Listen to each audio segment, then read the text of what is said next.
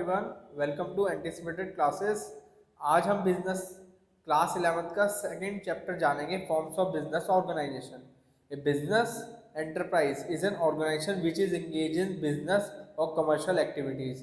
Every business enterprise has a separate and distinct unit of business. मतलब इसका मतलब क्या हुआ, जो मैंने आपको ये पैरा बताया है कि हर एक कोई भी बिजनेस एंटरप्राइज होती है, संस्था एक संस्था के रूप में काम करते हैं। इसमें क्या करना पड़ता है, पहले हमें पैसे इन्वेस्ट करने पड़ते हैं।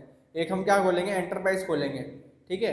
और वो कहाँ पे इंगेज रहते हैं, कमर्शियल एक्टिविटीज़ होती हैं वहाँ पे, ठीक है ना। लोग वहाँ से उसके अंदर, अगर कोई एक सपोज करो अगर मार्ट खोला हमने, ठीक है ना, वो भी क्या एक तरीके की बिजनेस एक्टिविटी कर रहे हैं ना हम, उसमें लोग काम करेंगे, ठीक है ना। और जो मुनाफा होता है अकॉर्डिंगली वो डिस्ट्रीब्यूट होता है। और हर एक बिजनेस एंटरप्राइज क्या होता है, उसकी एक सेपरेट और डिस्टिंक्ट यूनिट होती है बिजनेस की करने की।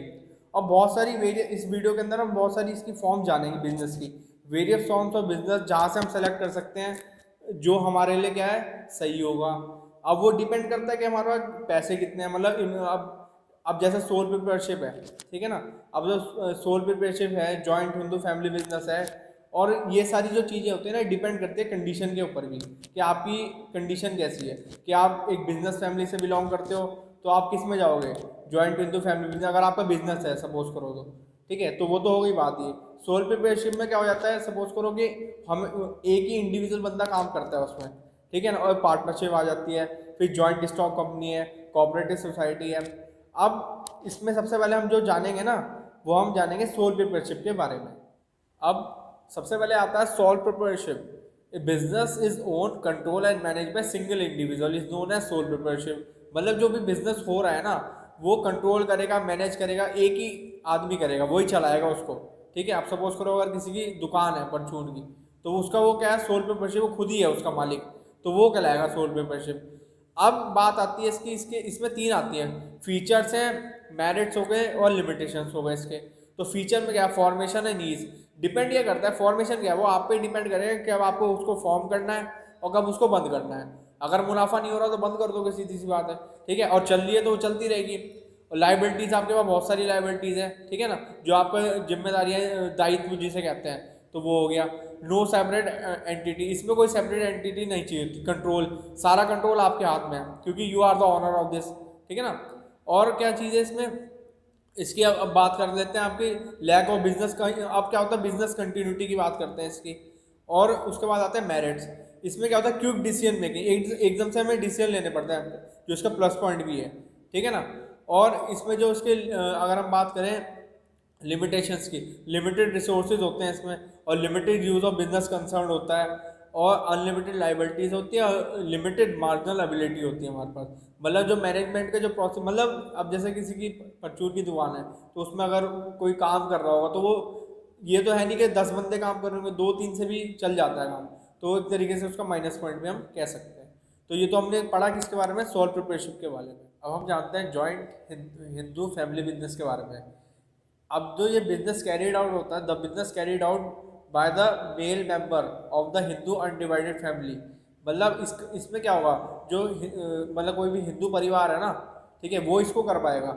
अभी उसके लिए क्या चाहिए, दो मेल मेंबर की रिक्वायरमेंट होती है इसमें, ठीक है ना। उससे क्या होगा, बिजनेस स्टार्ट होगा।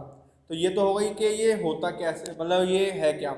अब जानते हैं इसकी फीचर जान लेते हैं। ये फॉर्मेशन क्लोजर वही है कि जब चाहे हम कर सकते हैं, जब चाहे हमारा मन करे, नहीं चल रहा बिजनेस तो बंद कर दो, ठीक है, चल रहा है तो चलता रहेगा। कंट्रोल है, नो सेपरेट आइडेंटिटी नहीं चाहिए।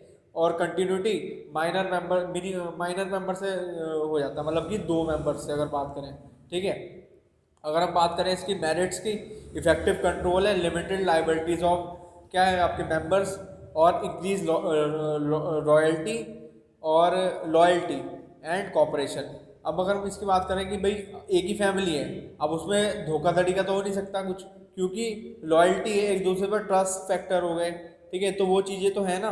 अब इस बात करते हैं इसके माइनस पॉइंट की, मतलब कि लिमिटेशन। उसमें क्या होता है, लिमिटेड रिसोर्सेज है, डोमिनेंस, कर्ता का डोमिनेंस जाता है, अनलिमिटेड लाइबिलिटी होती है कर्ता की, और लिमिटेड मार्जिनल स्किल्स होती है हमारे पास।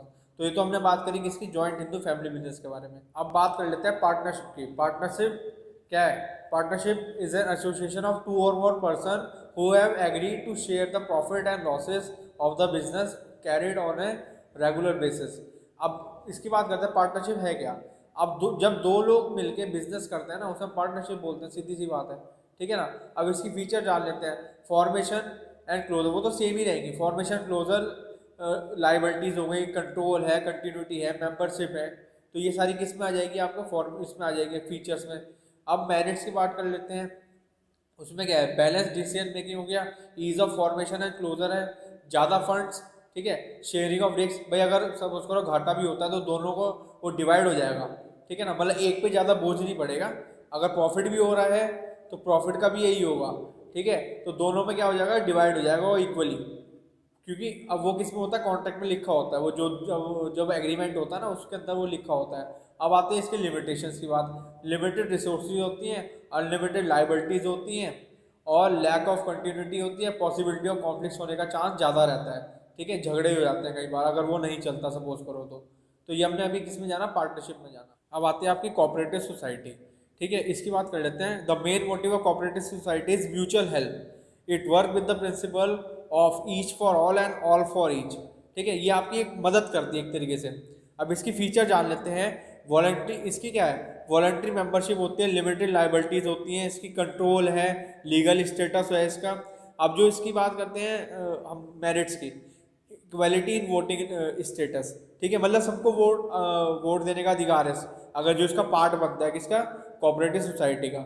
अनलिमिटेड इसकी अब क्या होता है, इसकी लिमिटेड लाइबिलिटीज होती है, सपोर्ट फ्रॉम द गवर्नमेंट है, गवर्नमेंट का सपोर्ट मिल जाता है इसमें, तो ये भी क्या है एक तरीके से इसका प्लस पॉइंट हो जाता है। Ease of formation, stable existence हो गई।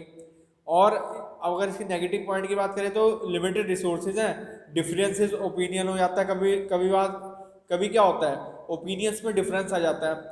और क्या होता है, ईज ऑफ फॉर्मेशन है, कंट्रोल है, वो तो इसमें चलेगा नहीं, ठीक है ना, तो और गवर्नमेंट का इसमें दखल देती है गवर्नमेंट, तो गवर्नमेंट कंट्रोल है। इनफेक्टिव मैनेजमेंट है, मैनेजमेंट का कैसा है, इनफेक्टिव है इसमें, ठीक है, मैनेजमेंट भी इनका ज़्यादा अच्छा नहीं है, तो इसमें से हम ये कह सकते हैं इसका माइनस पॉइंट है किसका, कोऑपरेटिव सोसाइटी का। अब ये है इस वीडियो का लास्ट टॉपिक है, joint stock company. Joint stock company is a voluntary association of individual for profit having a capital divided into A transferable shares. मतलब क्या हुआ, जो आपके, अब इसमें क्या है कि भाई जॉइंट स्टॉक कंपनी क्या है, वॉलंटरी एसोसिएशन होती है इंडिविजुअल, किसके लिए होती है, मुनाफे के लिए होती है, ठीक है, और जो उनके बाद में जो उनके पास पैसा होता है ना उसको किस में कन्वर्ट कर दिया जाता है, शेयर्स के अंदर, ठीक है। तो ये तो हो गया आपका कंप्लीट। अब अगर आपको कोई एजुकेशनल टॉपिक के बारे में जानना है तो वो भी आप हमारे कमेंट सेक्शन में दे सकते हैं, उसके ऊपर भी हम वीडियो बना देंगे।